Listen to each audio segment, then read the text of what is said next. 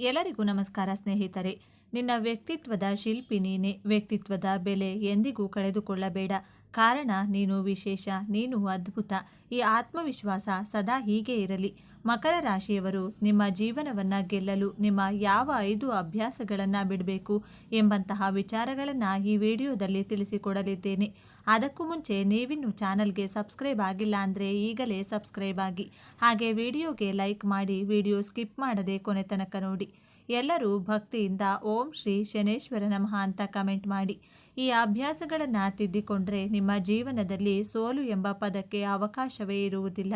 ಮಕರ ರಾಶಿಯವರು ಹುಟ್ಟಿದಾಗಲೇ ಈ 5 ಅಭ್ಯಾಸಗಳನ್ನು ನಿಮ್ಮ ಜೊತೆಯಲ್ಲಿಯೇ ಹುಟ್ಟಿಕೊಂಡಿರುತ್ತದೆ. ಒಂದೊಂದಾಗಿ ನೋಡ್ತಾ ಹೋಗೋಣ.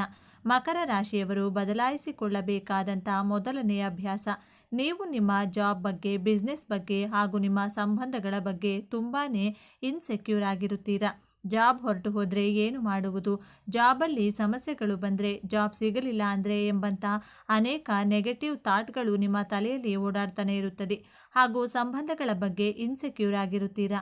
ಓವರ್ ಥಿಂಕ್ ಮಾಡುವುದನ್ನು ಮೊದಲು ಬಿಡಬೇಕು. ನನ್ನ ಪ್ರಯತ್ನವನ್ನು ನಾನು ಪ್ರಾಮಾಣಿಕವಾಗಿ ಮಾಡ್ತೇನೆ, ನನ್ನ ಕರ್ಮವನ್ನು ಯಾವುದೇ ನಿರೀಕ್ಷೆ ಇಲ್ಲದೆ ಮಾಡ್ತೇನೆ, ಪ್ರತಿಫಲ ದೇವರಿಗೆ ಬಿಡ್ತೇನೆ ಎಂಬಂಥ ಮನಸ್ಥಿತಿಯನ್ನು ಬೆಳೆಸಿಕೊಳ್ಳಿ.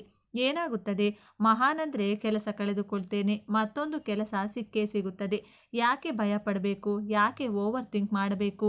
ಇನ್ಮುಂದೆ ಓವರ್ ಥಿಂಕ್ ಮಾಡುವುದಲ್ಲ, ಮನಸ್ಫೂರ್ತಿ ಪ್ರಯತ್ನವನ್ನು ಮಾಡ್ತೇನೆ, ನನ್ನ ಕರ್ಮವನ್ನು ಮಾಡ್ತೇನೆ ಎಂದುಕೊಳ್ಳಿ. ಆಗ ನಿಮ್ಮ ಮನಸ್ಸಿನಲ್ಲಿ ಕೆಟ್ಟ ಆಲೋಚನೆಗಳೇ ಬರುವುದಿಲ್ಲ. ನಿಮ್ಮ ಮನಸ್ಸು ಪ್ರಶಾಂತವಾಗಿದ್ದರೆ ನಿಮ್ಮ ಮಾನಸಿಕ ಆರೋಗ್ಯ ಚೆನ್ನಾಗಿರುತ್ತದೆ. ಮಾನಸಿಕ ಆರೋಗ್ಯ ಚೆನ್ನಾಗಿದ್ದರೆ ದೈಹಿಕವಾಗಿಯೂ ಆರೋಗ್ಯವಾಗಿದ್ದೇ ಇರುತ್ತೀರಾ. ನೀವು ಚೆನ್ನಾಗಿದ್ದರೆ ಜೀವನದಲ್ಲಿ ದೊಡ್ಡ ದೊಡ್ಡ ಸಾಧನೆಗಳನ್ನು ಮಾಡಬಹುದು, ನಿಮ್ಮ ಜೀವನವನ್ನು ಗೆಲ್ಲಬಹುದು.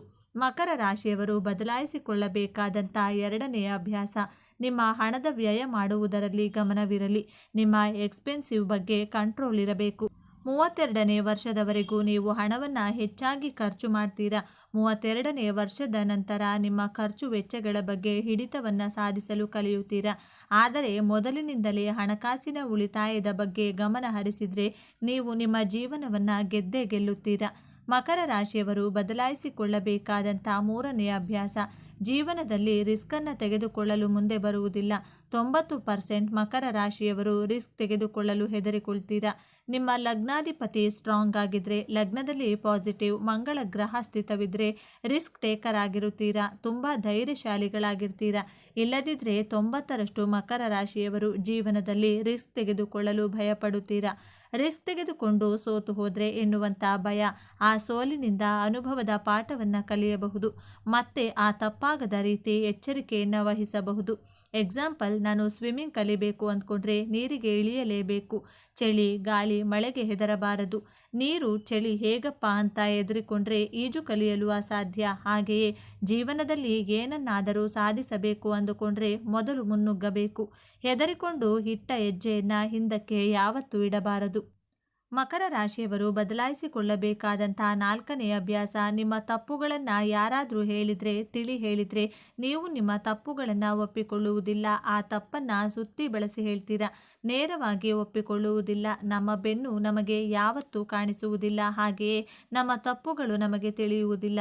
ನಿಮ್ಮ ಕುಟುಂಬದವರು, ನಿಮ್ಮ ತಾಯಿ, ತಂದೆ ಅಥವಾ ಆತ್ಮೀಯರು ಹೇಳಿದಾಗ ಆ ಒಂದು ಕ್ಷಣ ಮೌನವಾಗಿ ನಿಮ್ಮ ಮನಸ್ಸಿನಲ್ಲಿ ತರ್ಕಬದ್ಧವಾಗಿ, ಅಂದರೆ ಲಾಜಿಕಲ್ ಆಗಿ ಥಿಂಕ್ ಮಾಡಿ, ತಪ್ಪಿದ್ದರೆ ಹೌದು, ಮನುಷ್ಯ ಅಂದಮೇಲೆ ತಪ್ಪು ಮಾಡುವುದು ಸಹಜ ಗುಣ, ಅದನ್ನು ತಿದ್ದಿಕೊಂಡು ಮುಂದೆ ಈ ತಪ್ಪು ಮರುಕಳಿಸದಂತೆ ಎಚ್ಚರಿಕೆಯನ್ನು ವಹಿಸಿದರೆ ನಿಮ್ಮ ಜೀವನದಲ್ಲಿ ಕಷ್ಟ, ಅನುಮಾನಗಳು, ದುಃಖ ಕಡಿಮೆಯಾಗಿ ಜೀವನದಲ್ಲಿ ಯಶಸ್ಸನ್ನು ಪಡೆಯುತ್ತೀರಾ. ಮಕರ ರಾಶಿಯವರು ಬದಲಾಯಿಸಿಕೊಳ್ಳಬೇಕಾದಂಥ 5ನೇ ಅಭ್ಯಾಸ, ಪ್ರತಿಯೊಂದು ಚಿಕ್ಕ ಪುಟ್ಟ ಮಾತುಗಳನ್ನು ಮನಸ್ಸಿಗೆ ಬಹಳ ಬೇಗ ಹಚ್ಚಿಕೊಂಡು ಚಿಂತೆ ಮಾಡಿ ದುಃಖ ಪಡುವುದನ್ನು ಬಿಡಬೇಕು. ನಿಮ್ಮ ಮ್ಯಾರಿಡ್ ಲೈಫಲ್ಲಿ, ಲವ್ ಲೈಫ್, ಜಾಬ್ ಹಾಗೂ ಬಿಸ್ನೆಸ್ಸಲ್ಲಿ ಯಾರಾದರೂ ಒಂದು ಮಾತು ಆಡಿದರೆ ಆ ಮಾತನ್ನು ಅಲ್ಲೇ ಇಗ್ನೋರ್ ಮಾಡಿ ಆ ಮಾತನ್ನೇ ಮತ್ತೆ ಮನಸ್ಸಿಗೆ ಹಚ್ಕೊಂಡು ಕೊರಗಿದ್ರೆ ನಿಮ್ಮ ಇಡೀ ದಿನ ಹಾಳಾಗುತ್ತದೆ. ನಿಮ್ಮ ಗೋಲ್ ಕಡೆ ಫೋಕಸ್ ಮಾಡುವುದಕ್ಕೆ ಕಷ್ಟ ಆಗಬಹುದು. ಆದ್ದರಿಂದ ಮಾತುಗಳನ್ನು ಇಗ್ನೋರ್ ಮಾಡುವುದನ್ನು ಕಲಿಯಬೇಕು. ಆ ವ್ಯಕ್ತಿಗಳನ್ನು ಸಹ ಇಗ್ನೋರ್ ಮಾಡಿ ಅವರ ಉದ್ದೇಶ ಏನು ಗೊತ್ತಾ? ನಿಮ್ಮ ಗುರಿಯನ್ನು ತಪ್ಪಿಸಿ ನಿಮ್ಮ ಸೋಲನ್ನು ನೋಡಿ ಆನಂದ ಪಡುವ ಉದ್ದೇಶದಿಂದ ನಿಮ್ಮನ್ನು ಟ್ರಿಗರ್ ಮಾಡಿ ಮಾತನಾಡ್ತಾರೆ. ನೀವು ಆ ವ್ಯಕ್ತಿಗಳನ್ನು, ಅವರ ಮಾತುಗಳನ್ನು ನಿರ್ಲಕ್ಷ್ಯ ಮಾಡೋದನ್ನು ಕಲಿತರೆ ನಿಮ್ಮ ಜೀವನವನ್ನು ನೀವು ಗೆಲ್ಲಬಹುದು. ಮಕರ ರಾಶಿಯವರು ನಿಮ್ಮ ಮನಸ್ಸಿಗೆ ನೋವು ಮಾಡಿಕೊಂಡ್ರೂ ಎದುರುಗಡೆ ಇರುವಂಥ ವ್ಯಕ್ತಿಗಳ ಮನಸ್ಸಿಗೆ ನೋವಾಗುವ ರೀತಿಯಲ್ಲಿ ಮಾತನಾಡುವುದಿಲ್ಲ. ಮೌನವಾಗಿ ಒಳಗೊಳಗೆಯೇ ದುಃಖ ಪಡುತ್ತೀರಾ. ಈ ಗುಣಗಳನ್ನು, ಅಭ್ಯಾಸವನ್ನು ಬದಲಾಯಿಸಿಕೊಳ್ಳಿ. ಈ ಮೇಲೆ ತಿಳಿಸಿದಂಥ 5 ಅಭ್ಯಾಸಗಳನ್ನು ಬದಲಾಯಿಸಿಕೊಳ್ಳಲು ಪ್ರಯತ್ನಿಸಿ. ನೀವು 100% ನಿಮ್ಮ ಜೀವನವನ್ನು ಗೆಲ್ತೀರಾ. ಕರ್ಮ ಪ್ರಧಾನ ರಾಶಿಯಾದಂಥ ಮಕರ ರಾಶಿಯವರ ನಕ್ಷತ್ರಾಧಾರಿತ ಜನ್ಮ ರಹಸ್ಯವನ್ನು ನೋಡೋದಾದರೆ, ನೀವು ಮಕರ ರಾಶಿಯ ಈ 3 ನಕ್ಷತ್ರದಲ್ಲಿ ಜನಿಸಲು ಕಾರಣ ಹಾಗೂ ಉದ್ದೇಶಗಳನ್ನು ತಿಳಿದುಕೊಳ್ಳೋಣ. ಕಾಲಪುರುಷನ ಪ್ರಕಾರ ಕುಂಡಲಿಯಲ್ಲಿ ಮಕರ ರಾಶಿಯು 10ನೇ ರಾಶಿಯಾಗಿದೆ.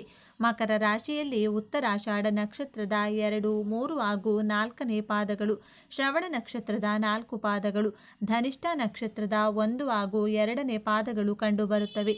ಮಕರ ರಾಶಿಯವರು ತನ್ನ ವ್ಯವಹಾರ ಬುದ್ಧಿಯಿಂದ ತನ್ನ ಶತ್ರುಗಳನ್ನು ಪ್ರಭಾವಿತರನ್ನಾಗಿ ಮಾಡುವಂಥ ಶಕ್ತಿ ಉಳ್ಳವರಾಗಿರುತ್ತಾರೆ. ಮಕರ ರಾಶಿಯವರು ಯಾವಾಗಲೂ ಶ್ರಮಜೀವಿಗಳು. ನಿಮ್ಮ ಎನರ್ಜಿಯೇ ನಿನಗೆ ಶ್ರೀರಕ್ಷೆ. ಸದಾ ಕೆಲಸ ಮಾಡುವಂಥ ಗುಣವನ್ನು ನೀವು ಹೊಂದಿರುವುದರಿಂದ ನಿಮ್ಮ ಶತ್ರುಗಳೇ ನಿಮ್ಮ ಕಡೆ ಆಕರ್ಷಿತರಾಗುತ್ತಾರೆ.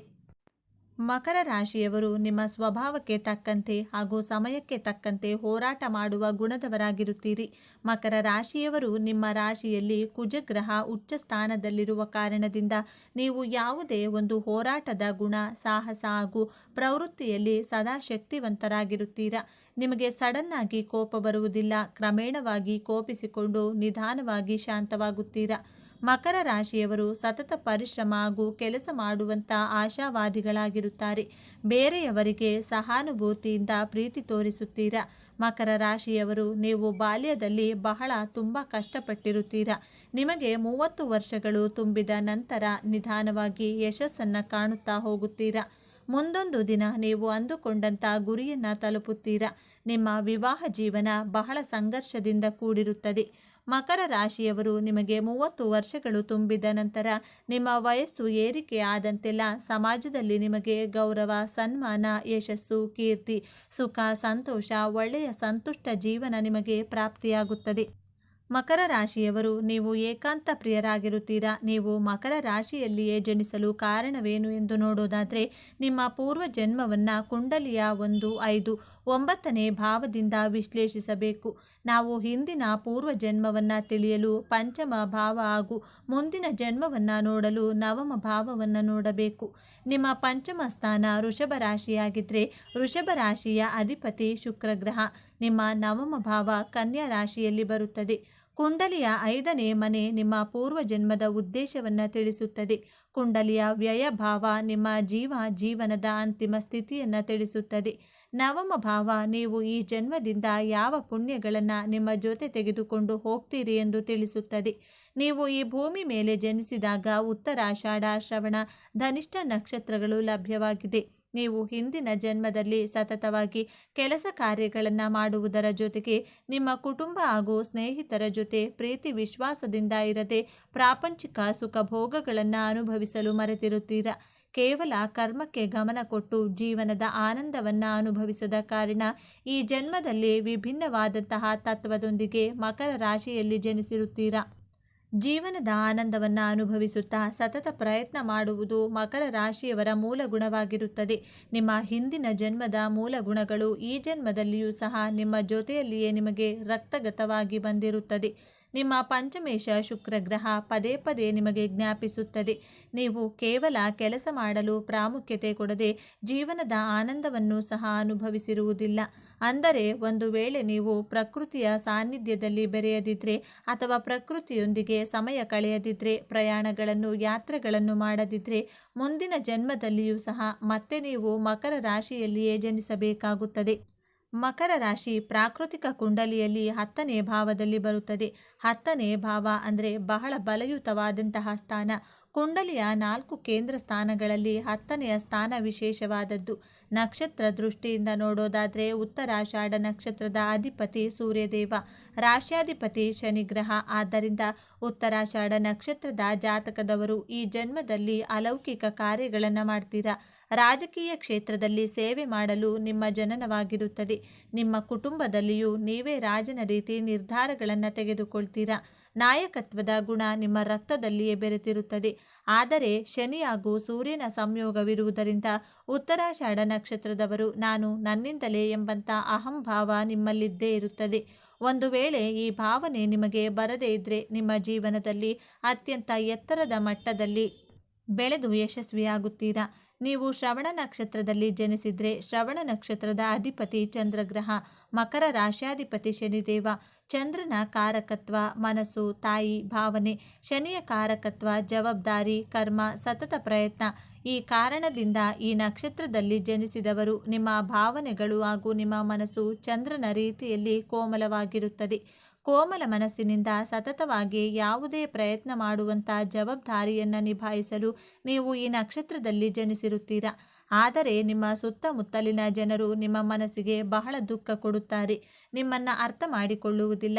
ಆದ್ದರಿಂದ ಶ್ರವಣ ನಕ್ಷತ್ರದವರು ಬಹಳ ಬೇಗ ನಿರಾಶೆಯಾಗುತ್ತೀರಾ.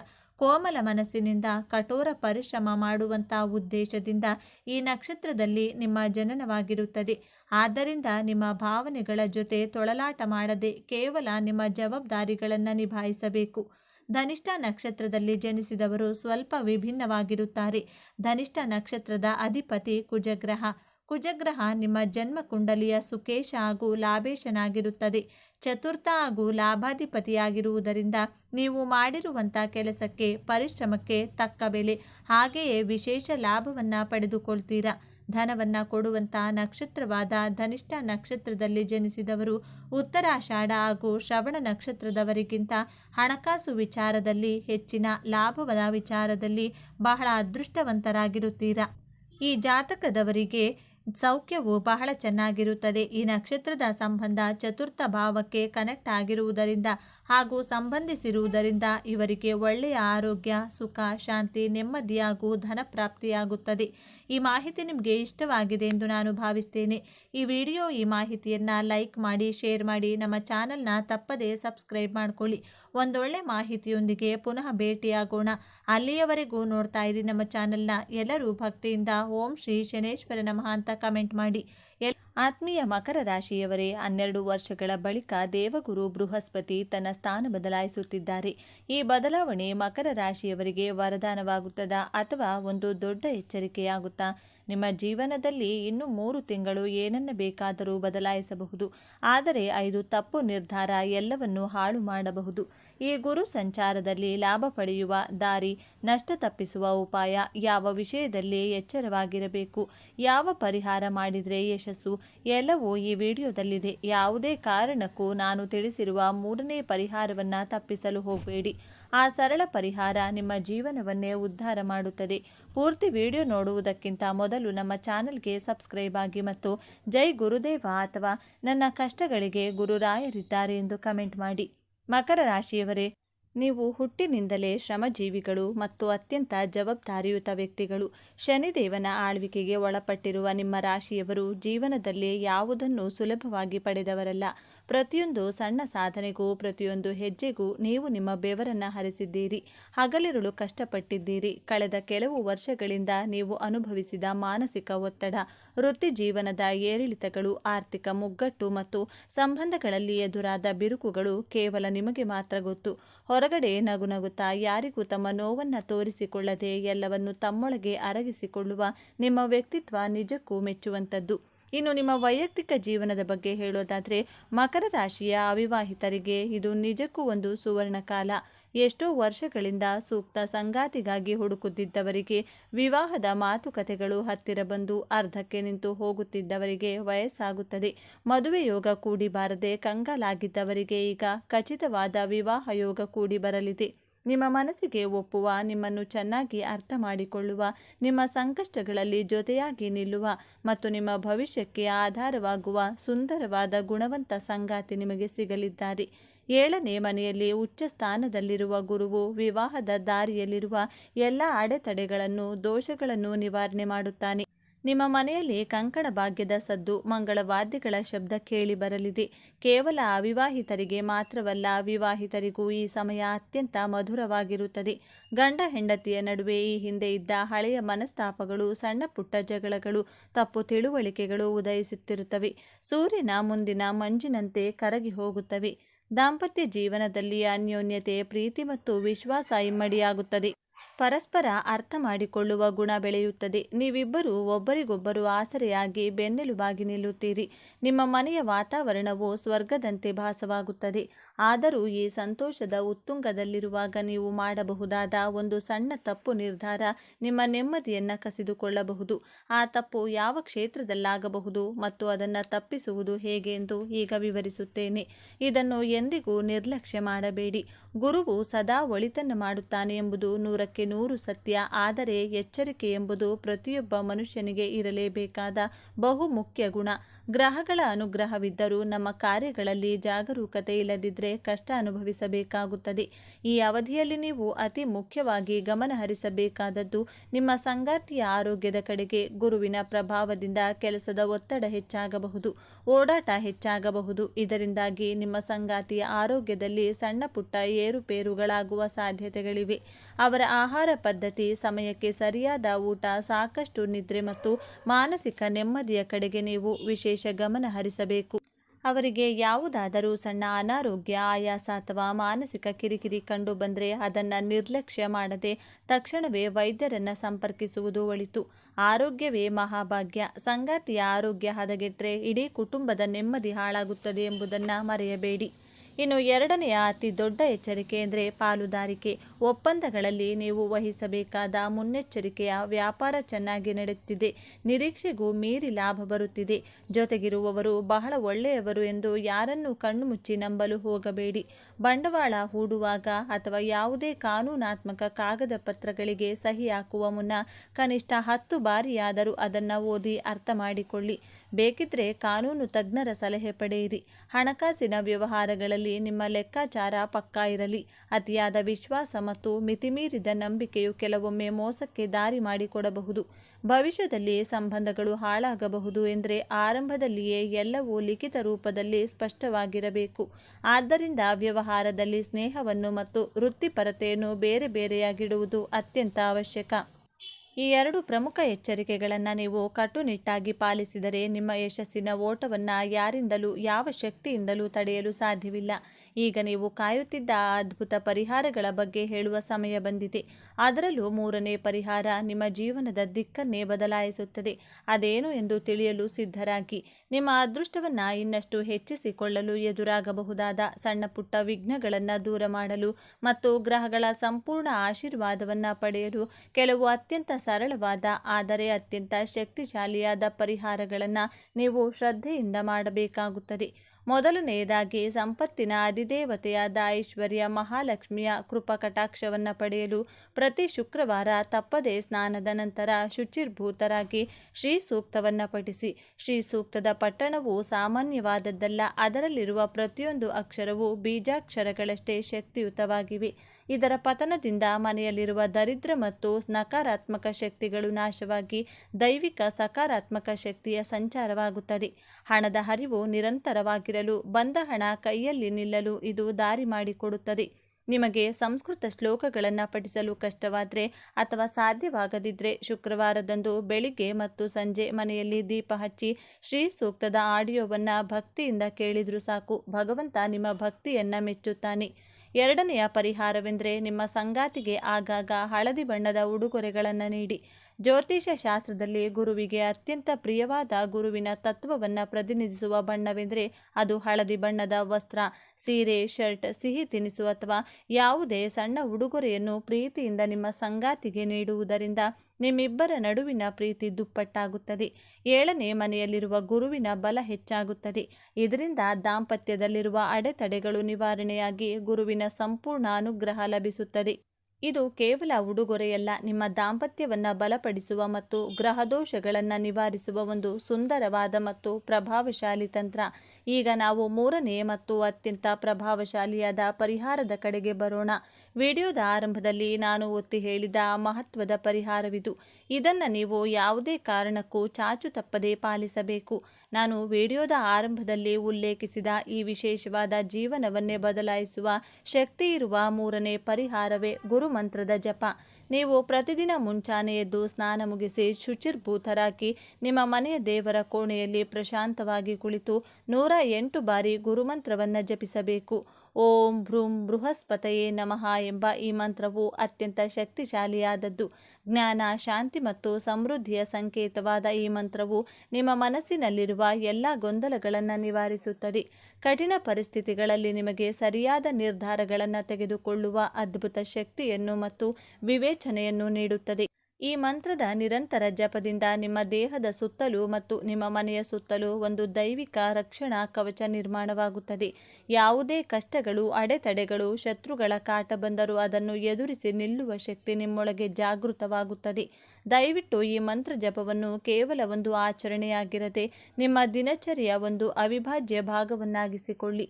ಇನ್ನು 4ನೆಯ ಮತ್ತು ಕೊನೆಯ ಪರಿಹಾರವೆಂದರೆ ಪ್ರತಿ ಗುರುವಾರದಂದು ಗಂಡ ಮತ್ತು ಹೆಂಡತಿ ಇಬ್ಬರೂ ಒಟ್ಟಿಗೆ ಸೇರಿ ಹತ್ತಿರದ ಯಾವುದಾದರೂ ಗುರುವಿನ ದೇವಸ್ಥಾನ, ರಾಘವೇಂದ್ರ ಸ್ವಾಮಿಗಳ ಮಠ ಅಥವಾ ನಿಮ್ಮ ಇಷ್ಟ ದೇವತೆಯ ದೇವಸ್ಥಾನಕ್ಕೆ ಭೇಟಿ ನೀಡಿ ದೇವರ ದರ್ಶನ ಪಡೆಯುವುದು.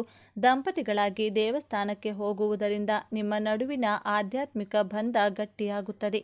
ದೇವರ ಸನ್ನಿಧಿಯಲ್ಲಿ ಆ ಪವಿತ್ರ ವಾತಾವರಣದಲ್ಲಿ ಕಳೆಯುವ ಆ ಕೆಲವು ನಿಮಿಷಗಳು ನಿಮ್ಮ ಇಡೀ ವಾರದ ಆಯಾಸವನ್ನು, ಮಾನಸಿಕ ಒತ್ತಡವನ್ನು ಸಂಪೂರ್ಣವಾಗಿ ದೂರ ಮಾಡುತ್ತದೆ. ಬದುಕು ಎಂಬುದು ಒಂದು ಸುಂದರವಾದ ಪಯಣ. ನಾವು ಮಾಡುವ ಕರ್ಮಗಳಿಗೆ ತಕ್ಕಂತೆ ನವಗ್ರಹಗಳು ನಮಗೆ ಕಾಲಕಾಲಕ್ಕೆ ಫಲಗಳನ್ನು ನೀಡುತ್ತವೆ.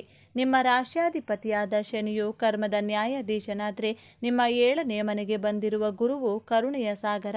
ನೀವು ಇದುವರೆಗೆ ಮಾಡಿದ ಕಠಿಣ ಪರಿಶ್ರಮ, ನೀವು ಮಾಡಿದ ತ್ಯಾಗ ಮತ್ತು ನಿಮ್ಮ ಪ್ರಾಮಾಣಿಕತೆಗೆ ಈಗ ಈ ದೇವಗುರು ತಕ್ಕ ಬೆಲೆ ಕಟ್ಟಲಿದ್ದಾನೆ.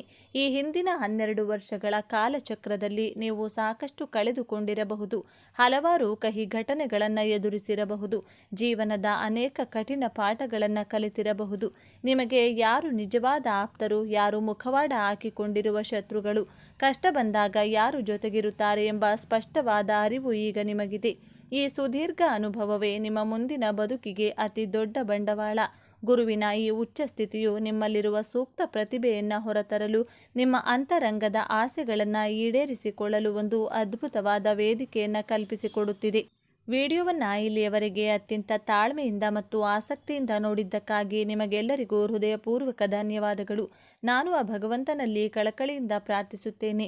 ದಯವಿಟ್ಟು ನಮ್ಮ ಚಾನಲ್ಗೆ ಈಗಲೇ ಸಬ್ಸ್ಕ್ರೈಬ್ ಆಗಿ. ಈ ವಿಡಿಯೋದಲ್ಲಿ ನೀಡಲಾದ ಮಾಹಿತಿ ನಿಮಗೆ ಇಷ್ಟವಾಗಿದ್ದರೆ, ನಿಮ್ಮ ಮನಸ್ಸಿಗೆ ನಾಟಿದರೆ ಖಂಡಿತವಾಗಿ ಒಂದು ಲೈಕ್ ಮಾಡಿ. ಕಮೆಂಟ್ ಬಾಕ್ಸ್ನಲ್ಲಿ ಜೈ ಗುರುದೇವ ಅಥವಾ ನನ್ನ ಕಷ್ಟಗಳಿಗೆ ಗುರು ರಾಯರಿದ್ದಾರೆ ಎಂದು ಬರೆಯುವುದನ್ನು ಯಾವುದೇ ಕಾರಣಕ್ಕೂ ಮರೆಯಬೇಡಿ. ಧನ್ಯವಾದಗಳು.